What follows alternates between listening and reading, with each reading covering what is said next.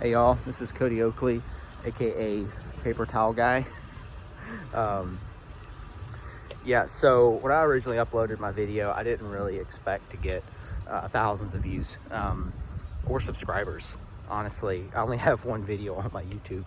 I was just trying to be helpful to the people who were commenting on the original post, asking questions, trying to figure out how to do it. And I was trying to save myself some time by making the video, saying, hey, just go watch the video so I don't have to constantly re-answer the same question.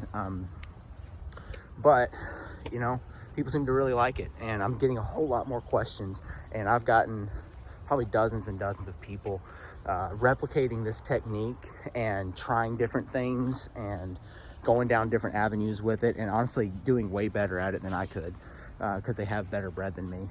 And so I just wanted to throw out this video to kind of answer some of the new questions that have come up or kind of keep coming back, and help people who really want to get this right or get this technique right, answer some of those questions right off the bat. So before I get into some of the FAQ on the paper towel trick, I did want to cover some expectations with video stuff. Honestly, I'm not a YouTuber or a videographer guy, so I'm not going to be throwing out tons of content. I'm also not going to be probably your best source of information when it comes to bread.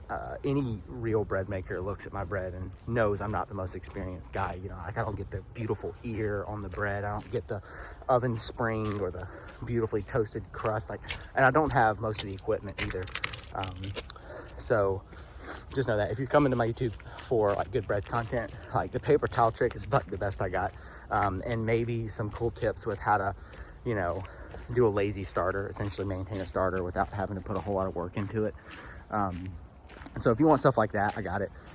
But for the most part, if you want good, beautiful, delicious bread, yeah, there's better YouTubers out there. So I would go somewhere else for that. Also, just want to throw out, you know, I got subscribers now and I got views. So I'm like, well, I might as well throw some other stuff up here. I'm probably gonna be throwing out content that's not related to bread. You know, I'm an outdoorsman, as you can tell. I like to find fun, easy life hacks. I like to do weird stuff with my food. Like, I cook with all kinds of natural ingredients, mushrooms, pine needles. You know, it's just, I do all kinds of weird stuff, and most things that people don't expect, but when they try it, they actually like it. So I'll be sharing some of that stuff on here too. You'll probably see my family and my kids on here a lot. You know, so if you want some just other random weird life stuff that's wholesome, good family content, or just helpful in general to the culinary world, you know, stay tuned. I got some content coming, but like I said, it's not going to be a lot. Like, I'm not a YouTuber. I got a full-time job. I got a family, so I'm probably not going to be on here a ton. Okay, to the FAQ. To start out, the number one question I get is, does this work with overnight fermentation? Yes, it does. So if you put your dough into the fridge overnight and then bake in the morning, this technique totally works. In fact, some of the best results I've seen have come from people who do that. I don't think it changes the quality of the design that comes from the paper towel, but it does work. So if you're watching my video and you're like, yeah, I want to do exactly what you did, I just want to put it in the fridge overnight, it should work. The only thing with that is I would say add a little extra flour. So if you're going to do that, look at how much flour I'm adding in my video, which essentially is just plop a handful on the paper towels and spread, like press it down and spread it thin, but not like wiping it off hard. Just like one good swipe with your hand is usually enough. Be a little bit more generous with the flour is all I have to say if you're going to do the overnight fermentation. Does the design on the paper towel matter? That's another question. Yes, the deeper the design is, so like if it's a really, really deep imprint on the paper towel, you're probably gonna have a better chance of getting that design onto the bread. Just from my experience. If it's a shallow imprint, if it's not very deep, if it's, you know, not a very easily identifiable texture on the paper towel, it's probably not gonna work.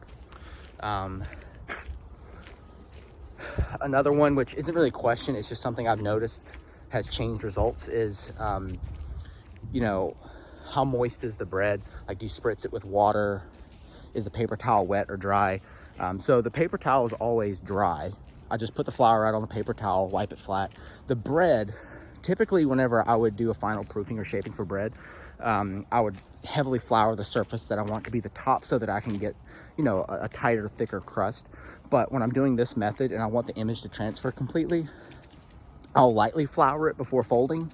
But once it's done folding, I brush any excess flour off so that you're basically getting raw dough on what would be the top. Not heavily floured, like it's not sticking to your fingers, but it's somewhat, I want to say moist, but just unfloured.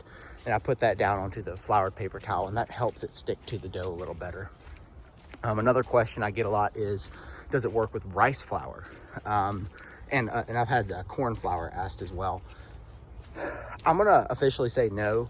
There was one guy who said he got to work with rice flour, and he's, based on the pictures from his profile, probably one of the more experienced bread makers out there. So he probably knows exactly what to do to make rice flour work. But from other people's responses, I haven't seen a lot of positive response from the rice flour. Most people say it doesn't work. Everyone else I've seen who have had good results with, you know, very, very clearly distinguished designs from the paper towel transferred, they use bread flour, or just regular all-purpose flour, just something with wheat. I don't know why that works. I don't know why it works, but it just seems to be the trend. I only use bread flour with mine, and I've always had it work. So if you want to get the best results, I would say use bread flour. Let me see, what other questions are out there? Corn flour, I don't know. I would say give it a go. If you want to see if it works or not, I would say experiment and try. Update the rest of us if you find out whether or not it works. Let's see, what other questions are there? I think those are the biggest questions that I've had.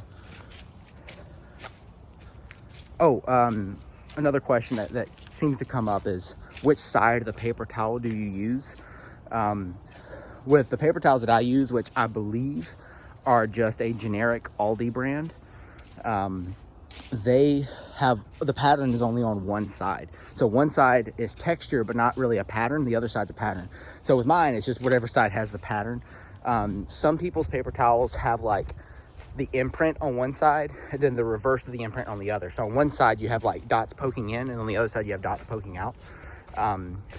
I would say the best side to use is the one that's an imprint, because whatever's imprinted into the paper towel is going to end up being what extrudes out from the bread once you flip it over, because you're putting the top of the bread face down onto the paper towel. So your best result is probably going to be the side that's imprinted.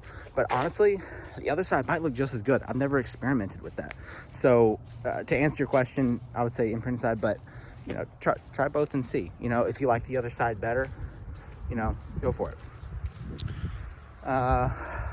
Let's see, other questions. I haven't got any really technical questions in regards to the toilet paper bread, other than, was it a clean, fresh roll? Honestly, I would recommend not using toilet paper for designing your bread. If you really like the design and you want to go for it, but it is a lot trickier to use. It's just toilet paper is so fragile and it breaks, and I've had a lot of comments talking about how it's often scented. The stuff that I had was not scented, and a little more robust because it came from Costco. But I'm gonna be honest, I probably won't do it again. Like, it's pretty tricky, and I have to use twice as much paper, so I'm using regular paper towels as well to support the toilet paper, and you know, that's just extra waste. I don't think that's necessary, even if the bread does look gorgeous. Throw in there though is, sometimes people lose their design. Like the design looks good when they take the paper towel off the bread, but once they bake it, sometimes the design starts to disappear. I would say that might actually have something to do with the temperature. At a certain temperature, white flour will start to turn brown. And when I bake mine, by the time it comes out of the oven, the flour is still white. I bake at a lower temperature, around 435. Some of you guys bake at like 500, 550. At those temperatures, I've noticed that flour will brown. So the design might disappear if you do that. I don't know. I mean, if your bread is good the way it is and you don't want to change up your temperature or anything, then maybe this, technique isn't for you. But that is something else to note, is that the temperature can affect the color of the design if you're looking to use the paper towel method. Let's see. I think I had one more question I wanted to answer. No, I think that's it. Well, I hope you guys appreciate it, and I hope you guys keep baking and keep using this paper towel technique. I've been loving seeing all of the ways people have used it. In my opinion, I think that some of the better bakers out there have taken this technique to a whole new level and have completely just blown my mind with the way their bread looks. Get on some Facebook groups or Instagram and see the way people have been using it. I think their bread looks way better than mine personally. So yeah, if you're looking to perfect this technique, maybe follow some of those guys and ask them what they did.